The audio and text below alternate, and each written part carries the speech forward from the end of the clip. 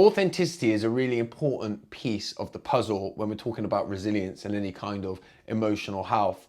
But authenticity has kind of been blown into this big thing where we're telling everyone to just be yourself and be your full self all of the time. And I think when we really start to understand ourselves on a level, we start to realize that there's lots of different parts of ourselves. So fully encompassing them all of the time is tricky work and not always easy. When I talk about authenticity, I tap into Gabor Mate's definition of what we're talking about, which is very simple, three pieces: understanding what I'm feeling, knowing what I need as a result of what I'm feeling, and then being able to communicate that need within my relationships and my activities.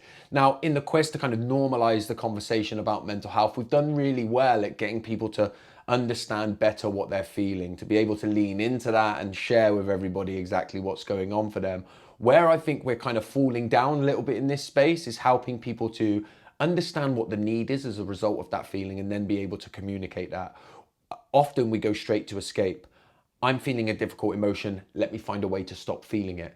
Rather than, I'm feeling a difficult emotion, let me connect in and find what the resulting need is and then communicate that so that I can make sure that I get my needs met. That escapism, when we run away from that emotion rather than leaning in and trying to understand the need from it, we never fully get our needs met because we can't go to the next stage. But once we do lean in and we start to understand that resulting need, then that communication piece is the really hard bit. And there's lots of different reasons why we struggle to communicate our needs to other people, and lots of them can be traced back to ideals that we have about ourselves or belief systems that we've picked up throughout our lives. For example, I find it really, really difficult to communicate my needs because I've always felt that if I do that, it's somehow selfish or makes me come across as needy. There's lots of different societal factors that play roles in this. Gender roles will play a big part in this. If I'm a male and I feel particularly sensitive to a certain issue, I may feel that I can't communicate that.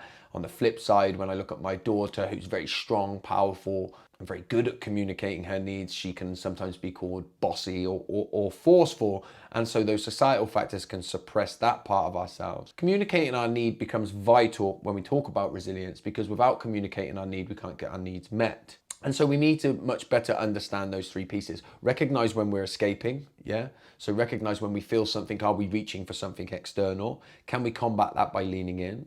Understand the emotion. When we do start to understand, we look at the need, the resulting need for it, and then we have to find ways to communicate that within our relationships and our activities.